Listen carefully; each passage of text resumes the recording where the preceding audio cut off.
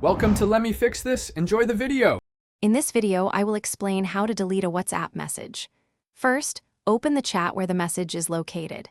Then, simply tap and hold the message you want to remove until it's selected. A menu will appear at the top. Select the trash can icon. From there, choose Delete for everyone to remove the message from all participants' chats. This action ensures the message disappears for everyone involved in the conversation. Sometimes you only need to delete a message from your own view.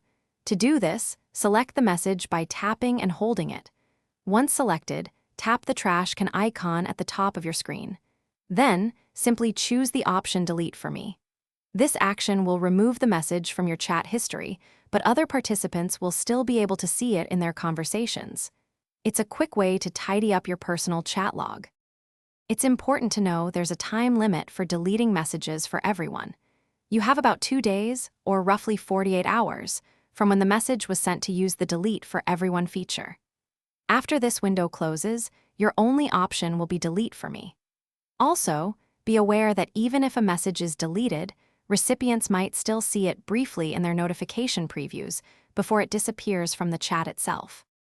Once you successfully delete a message for everyone, a small notification will appear in the chat saying, "This message was deleted." This lets everyone know something was removed without revealing the original content. If you delete media, like a photo or video, it will also be removed from the recipient's phone gallery, provided they haven't already saved it.